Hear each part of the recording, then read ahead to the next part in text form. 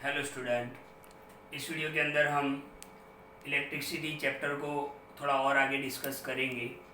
First video आपने नहीं देखा है तो एक बार ज़रूर देख लें, जिसमें मैंने आपको इलेक्ट्रिसिटी के बारे में समझाया था कि व्हाट इज़ इलेक्ट्रिसिटी, कि इलेक्ट्रिसिटी क्या है, कि इट इज़ द प्रेजेंस और flow of charge in any material और कंडक्टर। कोई भी मटेरियल या कंडक्टर के अंदर चार्ज फ्लो करेगा या तो चार्ज प्रेजेंस होगा, उसको हम इलेक्ट्रिसिटी बोलेंगे। फिर हमने चार्ज के बारे में देखा कि चार्ज क्या है, तो it is the property of atom है।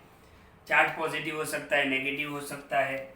ओके, फिर हमने देखा कि चार्ज क्या है, प्रॉपर्टी ऑफ एटम है। तो एटम तीन चीज़ों से बना है, इलेक्ट्रॉन से बना है, प्रोटॉन से बना है और न्यूट्रॉन से बना है, राइट।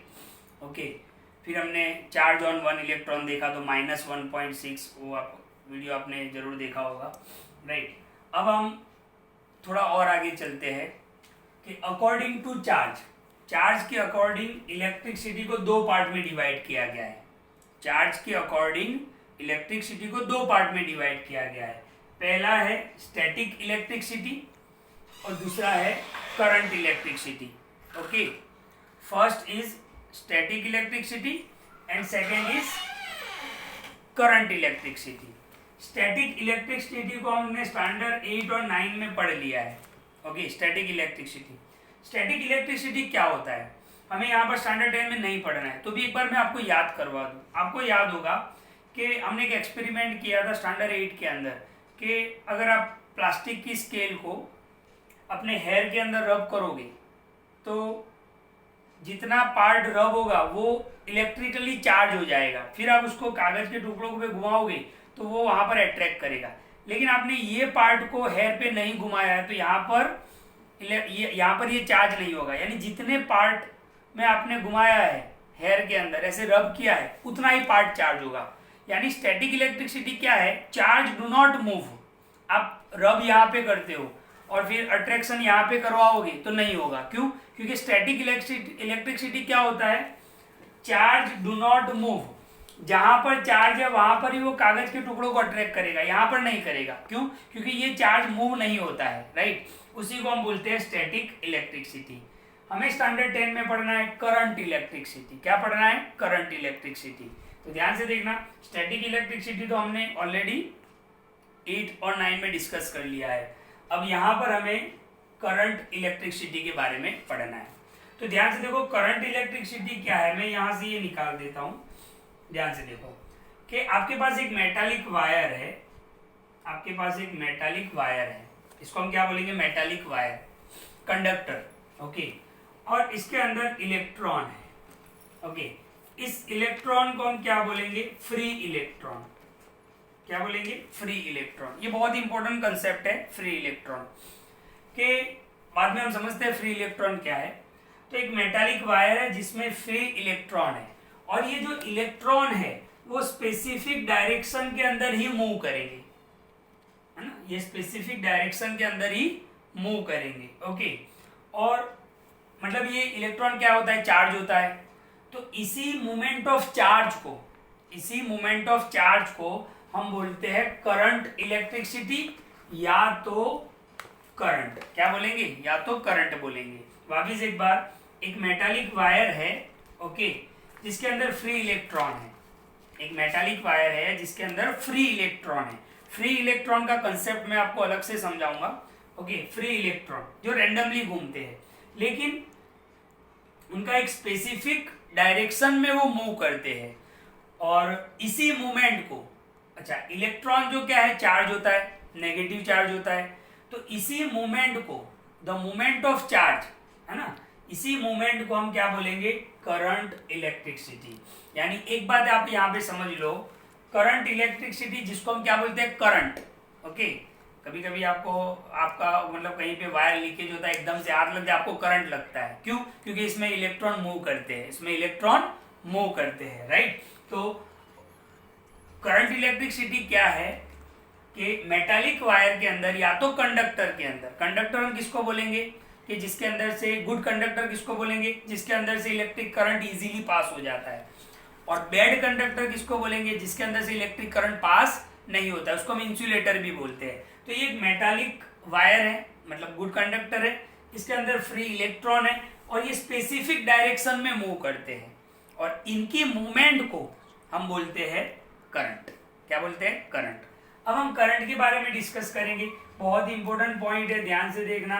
ओके, तो इलेक्ट्रिसिटी को दो पार्ट में डिवाइड किया गया है according to charge, static electricity और करंट इलेक्ट्रिसिटी। ओके, अब हम करंट की बात करते हैं, ध्यान से देखना। करंट को रिप्रेजेंट किया जाता है आई से। किससे? कैपिटल आई से। देखो, आपको सिंबल अच्छे से याद रखना है, मैंने फर्स्ट वीडियो में भी बताया था आपको कि चार्ज का सिंबल क्या है, तो भाई क्यू। एन क्या है? Number of electron in one coulomb, number of electron in one coulomb. Okay, फिर सी यानी कूलम, सी यानी कूलम। इसी तरीके से करंट क्या है? I, capital I. ओके, तो करंट का फॉर्मूला कुछ इस तरीके से होगा, current is equal to charge upon time. मैं आपको फॉर्मूला के ऊपर से डेफिनेशन बताऊंगा कि करंट क्या है। तो current is a flow of charge. Current क्या है? Flow of charge per unit time, कि दिए हुए टाइम में कितना चार्ज फ्लो करता है उसको हम करंट बोलेंगे। तो current is a flow of charge, हमने पढ़ा था इलेक्ट्रिसिटी में कि इट इज द प्रेजेंस और फ्लो ऑफ चार्ज, उसको इलेक्ट्रिसिटी बोलते हैं। लेकिन यहाँ पर टाइम की बात है, तो current is a flow of charge per unit time. Unit time यानी जो भी टाइम दिया हो तो उसको हम बोलेंगे करंट। अच्छा, इसका हम फॉर्मूला भी बना सकते हैं। करंट को हम रिप्रेजेंट किससे करते हैं? आई से। ओके, चार्ज को हम रिप्रेजेंट किससे करते हैं? क्यू से, और टाइम को टी से। तो यहाँ पर ये भी एक फॉर्मूला बन गया कि I is equal to Q upon T, I is equal to Q upon T. अच्छा, क्यू का एक फॉर्मूला हमने देखा था एन ई, तो यहां से एक और फॉर्मूला बनेगा। देखो, I is equal to Q की जगह पर मैं क्या लगा सकता हूं? N E upon T. देखो, क्यू की जगह पर हमने क्या लगा दिया? N E. ये फॉर्मूला हमने पढ़ा था फर्स्ट वीडियो के अंदर कि Q is equal to N. तो ये सारे फॉर्मूला बन रहे हैं जो आपको न्यूमेरिकल्स में यूज करने हैं। अच्छा, यहां से भी एक फॉर्मूला बन सकता है, ये टी आप सामने ले लो, यानी I T is equal to Q. I क्या है? करंट, क्यू क्या है? चार्ज, और टी क्या है? टाइम। क्यू की जगह पर हमने क्या रख दिया? एन ई, जो हमने फर्स्ट वीडियो के अंदर देखा था, तो ये भी एक फॉर्मूला बन गया। अच्छा, टी को आप सामने ले जाओगे तो I T is equal to ये बन जाएगा। अच्छा, एक और फॉर्मूला भी बनेगा, टी सामने चला जाएगा, आई नीचे आ जाएगा, तो टी इज इक्वल टू, देखो टी सामने आई नीचे, T is equal to Q upon I. जिस तरीके की न्यूमेरिकल्स के अंदर रिक्वायरमेंट होगी हम फॉर्मूला बनाएंगे। तो मेन फॉर्मूला दो है, अभी आप देख लो, Q is equal to N E, ये मेन फॉर्मूला है, और दूसरा फॉर्मूला करंट का I is equal to Q upon T. तो करंट क्या है? It is a charge, it is a flow of charge per unit time. मान लो कि आपको एग्जाम में डेफिनेशन पूछ लिया कि व्हाट इज करंट, या तो what is electric current, electric current भी बोल सकते हैं। तो व्हाट इज इलेक्ट्रिक करंट?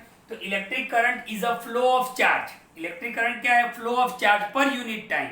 उसका फॉर्मूला क्या होगा? I is equal to Q upon T. तो ये आपको याद रखना है। अच्छा, इसके हम एसआई यूनिट की बात करते हैं कि करंट का एसआई यूनिट क्या है। ओके, तो ध्यान से देखना, SI unit of current is ampere. क्या है? एम्पियर। आंद्रे एम्पियर के नाम से साइंटिस्ट था, उसने इसका डिस्कवर किया था। तो करंट का एसआई यूनिट क्या है? एम्पियर, जिसको रिप्रेजेंट करते हैं कैपिटल ए से। ये क्या है? SI unit of current. Okay, तो आपको मान लो कि एग्जाम में पूछ लिया कि SI unit of electric current, तो क्या होगा? एम्पियर के अंदर होगा, राइट। अच्छा, जिस तरीके से किलोमीटर होता है, ओके, डिस्टेंस का यूनिट क्या होता है? किलोमीटर होता है, मीटर होता है। ओके, वो ध्यान से देखो। तो एसआई यूनिट ऑफ करंट क्या है? एम्पियर। अच्छा, इसके दो और छोटे छोटे यूनिट है, एक मिली एम्पियर, एक क्या है? मिली एम्पियर, और एक क्या है? Micro ampere. क्या है? Micro ampere. इसके छोटे unit. SI unit of current क्या है? एम्पियर, जिसको रिप्रेजेंट किससे करेंगे? कैपिटल ए से। इसके दो छोटे छोटे यूनिट भी है, milli ampere and micro ampere. Okay, तो इसको मैं यहां से निकाल रहा हूं, ध्यान से देखना। अब यहां पर हम 1 मिली एम्पियर की बात करेंगे। 1 मिली एम्पियर, ध्यान से देखना 1 मिली एम्पियर, इसको हम एम ए भी बोल सकते हैं। मिली एम्पियर, मिली का एम और एम्पियर का ए, तो इसकी वैल्यू कितनी होती है 10⁻³ एम्पियर। तो 1 milli ampere is equal to 10⁻³ ampere, आपको याद रखना है, एमसीक्यू में पूछ लेते हैं। और 1 माइक्रो एम्पियर, जिसको ऐसे म्यू करेंगे, देखो ये म्यू का सिंबल है, माइक्रो का सिंबल है म्यू, म्यू ए, इस तरीके से लिखा हो तो आपको क्या समझना है, माइक्रो, इसका सिंबल ऐसे बनाते हैं, देख लो मैं आपको बना के बताऊं, ऐसे म्यू, जिसको क्या बोलते हैं म्यू।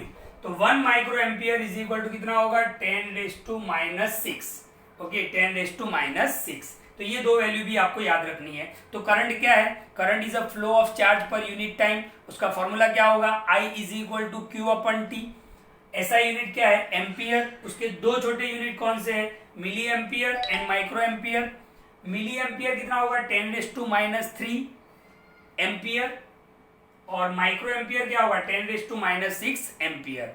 अच्छा, एक और इंपॉर्टेंट बात मैं आपको बता दूं, करंट को मेजर्ड किया जाता है ना, करंट को मेजर्ड किया जाता है कि कितना करंट फ्लो कर रहा है, तो उसको एक डिवाइस से मेजर करते हैं, जिसको एम मीटर भी बोलते हैं। क्या बोलते हैं, एम मीटर। ये क्या है, एक डिवाइस है जो किसको मेजर करता है, करंट को मेजर करता है कि कितना करंट फ्लो हुआ, कितना करंट पास हुआ, उसको मेजर करने के लिए कौन सा डिवाइस यूज किया जाता है, ए मीटर। ओके, अच्छा एम मीटर भी बोलते हैं उसको, और ए मीटर भी बोलते हैं, आप चाहो वो बोल सकते हो, AMMETER। ओके, तो ये था करंट के बारे में। ओके, तो इस वीडियो के अंदर हमने क्या डिस्कस किया, करंट इलेक्ट्रिसिटी को, किसको, करंट इलेक्ट्रिसिटी को, जिसको हम इलेक्ट्रिक करंट भी बोलते हैं, जिसको रिप्रेजेंट किससे किया जाता है, capital I is equal to Q/T। Okay, तो इस वीडियो को ध्यान से देखो, बहुत इंपॉर्टेंट वीडियो है। मैं आपको पैम्पलेट भी सेंड करूंगा, इसकी नोट्स भी सेंड करूंगा, ये आपको नोटबुक में भी लिखना है और सारी चीजें आपको तैयार भी कर लेनी है। Thank you.